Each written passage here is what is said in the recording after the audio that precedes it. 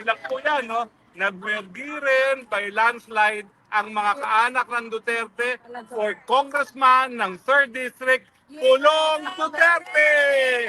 At lahat ng kanilang aliado, kasama na yung anak ni Kong Pulong na si Kong Omar Duterte! At yung kanilang napaka-loyal na kanilang kaalyado, si Congressman Ungab ay nanalo rin bilang kongresista. So palakpakan po natin ang lahat ng Duterte, ang Davao solid Duterte pa rin. Sorry na lang yung mga nangarap na burahin ng Duterte sa Davao. At siyempre, celebration din. Dahil Ayan at magandang gabi at magandang araw, magandang umaga po sa inyong lahat mga kababayan. Ito na po at ngayon no at sa kainitan ng politika at kakatapos lang po ng eleksyon no. Actually hindi pa po naubos po yung mga counting ngayon no, yung canvassing ngayon meron pa daw na titira po mga kababayan no. Pero alam naman natin at panalo na no si Tatay Digong ho sa Davao. So nang dahil ay landslide po no si former President Rodrigo Roa Duterte. Ito na po mga kababayan no. Alam nyo at ito magbibigay tayo ng update at patungkol po sa dahig no yung mga kaganapan doon ngayon. So ito po yung video at i-upload natin. Okay, so panoorin ho natin mga kababayan. Grabe, nakaka-inspire po no at mula po sa pagkapanalo ni former president, kasi may mga naggaganap doon ho mga kababayan no, mga kababayan natin at nandoon po sa dahig. Ayan, so panoorin natin yung video. mula po ng kinidnap na si Tatay Digong, narito na naman tayo sa Duterte Park. Nakita niyo po ha, day 63 hindi nauubusan ng tao. Saan po kayo galing? Amsterdam. Amsterdam. Kayo po? Davao. Davao. Kayo po? Devon, UK. Devon, UK. Naku, malayo. Maraming butter po dyan. Maraming klaseng food. Susunod, magdala ka ha. Saan po kayo galing? Wow! Champion! Champion sa Hawaii. Pero meron natang isang galing Pilipinas, di ba? Ito, galing Pilipinas. Champion! Galing all the way sa Philippines. Hawaii, another champion. Palakpakan natin, ha? Kayo po, sa kayo galing? Los Angeles. Los Angeles, ako ito pa pala. Tanong nito kayo, ang mahal-mahal ng pamasahe galing Los Angeles. Bakit yung pinuntahan dito si Tatay, dito sa Duterte Park? Anong ibang say? Oo, anong say nyo? Our supporter for Tatay Talaga, ha? Miski mahal ang pamasahe, miski napakahaba ng biyahe, ha? Pakita Kahit lang ang malayo suporta yung ni mga Tatay kababayan Digong, ha? natin, Ano po pangalan nyo from LA? kita natin dito sa video talagang Hoy, ang balita namin, pinupuntahan nila yung Lisa talaga si Tanas, Tatay nandun sa Digong. inyong bayan na LA. Totoo ba yan? Hanapin natin. Pero anyway, masaya po ngayon ang mga nasa Duterte Park dahil bagamat nakakulong ang ating Tatay Digong, nagwagi by landslide si Tatay Digong bilang alkalde ng Davao. So ngayon po, meron kaming celebration! Come on! Yes. Hindi lang po yan, no? Nagwergi rin by landslide ang mga kaanak ng Hindi mawawala Duterte ng tao. for congressman ng Laging 3rd District, pinupuntahan si Tatay. Pulong Duterte! At lahat ng kanilang aliado, kasama na yung anak ni Kong Pulong na si Kong Omar Duterte! At yung kanilang napaka-loyal na kanilang kaalyado, si Congressman Ungab ay nanalo rin bilang kongresista. So palakpakan po natin ang lahat ng Duterte, ang Davao solid Duterte pa rin. Sorry na lang yung mga nangarap na burahin ng Duterte sa Davao. At siyempre, celebration din. Dahil anong nangyari sa mga kaalyado ni Marcos? Nasaan sila ngayon? Nasa Cancun! Antakin ninyo, matapos ng bilyon-bilyones, baka nga trilyones na ayuda para sila'y manalo, ang alyansa, di 5 po ang nahalal sa Senado. Now, ilan po ang nanggaling sa hanay natin? Well, 5 rin po, pero meron 2 dilawan. Pero ang ibig sabihin nito, bagamat bilyon-bilyon ang ginamit nila pambili ng boto, hindi po sapat yan. Matalino ng Pilipino, kangkungan ka na, Bongbong Marcos. Banga! Diba? Tapos na ang iyong mga maliligayang araw. Bagamat naririyan ka pa, wala ka ng pangil.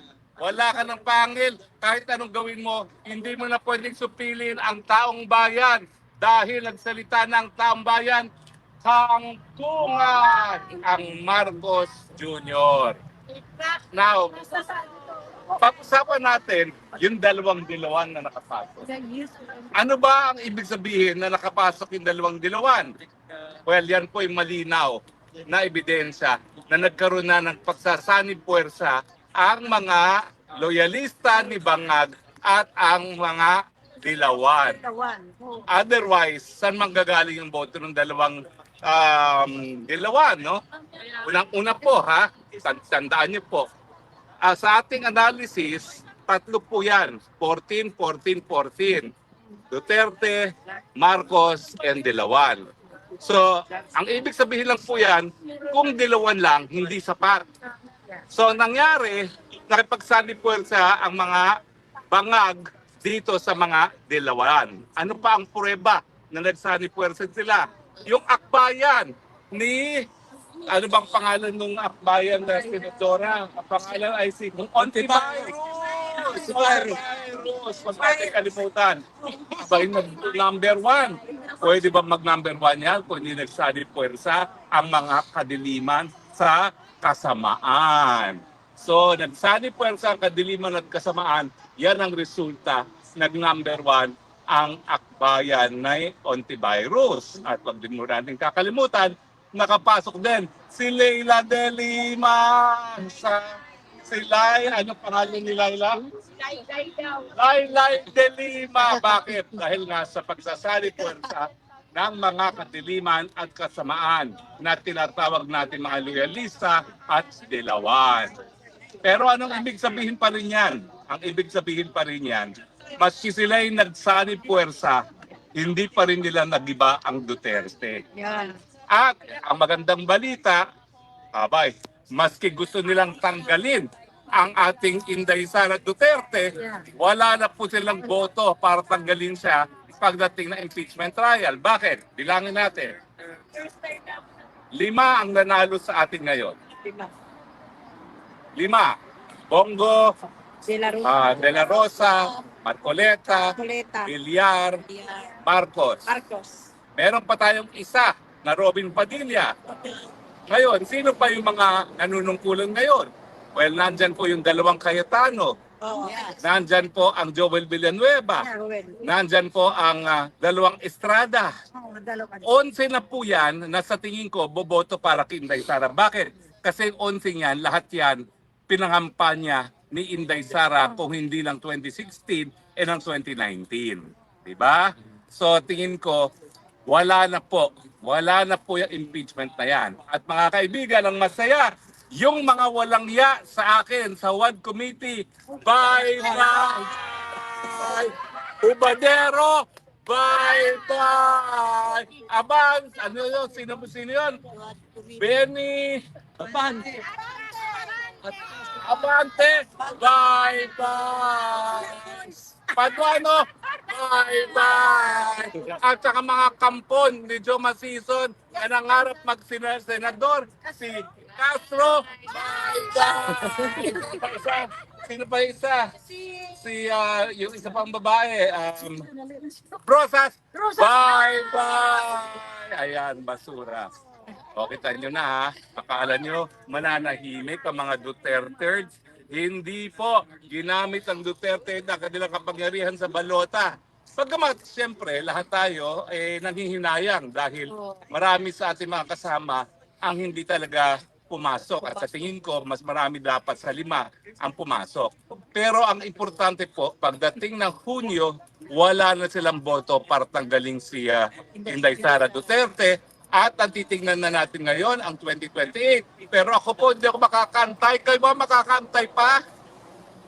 Kung nung dati sa kasagsagan na kapangyarihan ni Marcos Jr., napahina natin siya. Ngayon pa kaya na wala na siyang pangil? Ibig sabihin po ngayon, alam niyo ba ibig sabihin ng lame duck? Inutil na talagang presidente ngayon ang Bongbong Marcos Jr.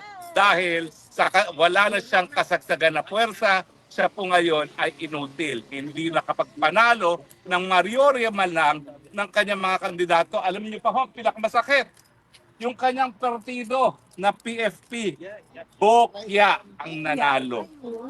Walang nanalong PFP. Dahil ang PFP si Tolentino. Bye-bye! Sino pa ba yung mga PFP? Sino pa? Si Revilla, bye-bye! Mantakin nyo, mga re-electionista na basura dahil nga sa ginawa nila. Abalos! Bye-bye! Yan ang pinakamasarap na bye-bye, Abalos, di ba? So, yan po ang katotohanan ngayon. Wala ng pangil. Kung dati, inutil ang Marcos Jr. dahil sa kasagsagan ng kanyang kapangyarihan, wala siyang nagawa sa bayan. Ngayon, wala na talaga siyang silbi. Kaya nga ako, mga kababayan, hindi po iligal na mangarap na mas maaga ang termino ni Inday Sara dahil nasa taong bayan ang tunay na soberenya, ang desisyon kung talagang mag-aantay pa ng 2028 o hindi. Kayo ba mag-aantay pa? Mag-aantay pa kayo? Kayo. Mag-aantay pa kayo? Hindi. Kayo, mag-aantay pa kayo 2028? Ikaw, ma'am. Ikaw po, mag-aantay pa. Sino gusto mag-aantay hanggang 2028 bago si Sara Duterte? Nasa kapangyarihan po natin yan. 2 beses na natin na paikli ang termino ng isang presidente. So, kapangyarihan po natin yan at yan po ay legal. Yan po isang ayon sa saligang batas. Kapag lalong-lalo na kung ang presidente ay walang nasa tamang pag-iisip. Kinakailangan natin tamang pag-iisip para makabigay ng solusyon sa problema ng mataas na presyo ng bilihin, kakulangan ng trabaho, mababang sweldo, no? At syempre ngayon po, ang pagbabalik na kapayapaan sa ating mga komunidad. Pero hayaan na natin ngayon dyan ang mga bangag.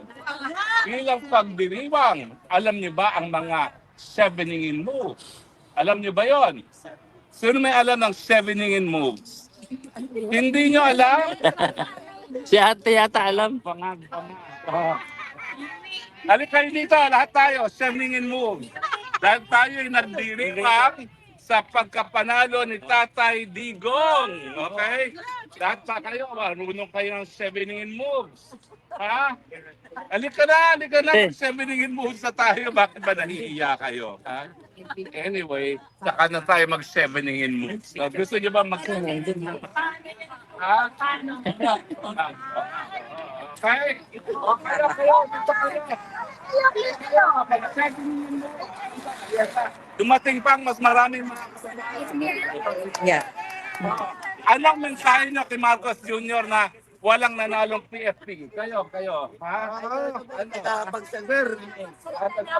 Saan pa kayo galing? Saan kayo galing? Saan kayo? Sa cruise ship kami, dinalo. Chef, ano nga mga chef? Ha, yes.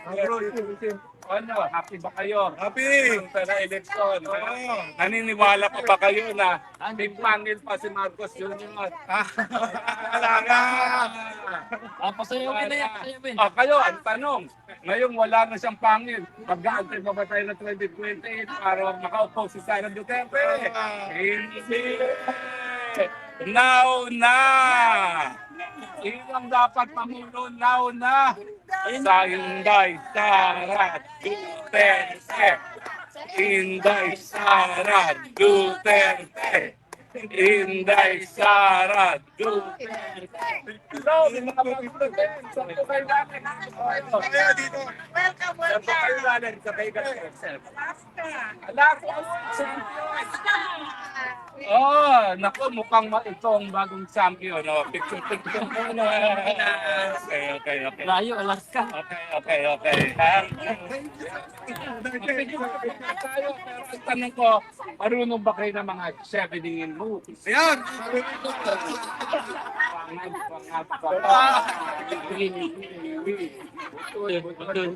Okay. Yan, marami na kami ngayon dito. Nagdiriwang. Mabuhay sino?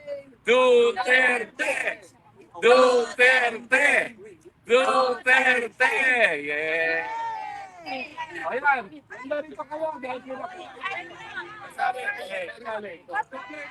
comment tayo. Huwag na umalis. Dali ba kayo? Group picture. Group picture. From Dublin. Here. Halika, group picture tayo. Picture kayo. Group namin. Come on. Group picture tayo. Group picture. Picture, Byron. Group picture. Come on. Group picture. Kita niyo po yan ha. 63 days and counting. Naririto pa rin ang mga Pilipino nagpapakita ng suporta at pagmamahal kay Tatay Digong. Hindi po yan natitigil. Nakikita niyo ba? Ang dami na naman namin ngayon dito. Maaga pa. Tingnan mo. Nakita niyo yung mga dumarating sa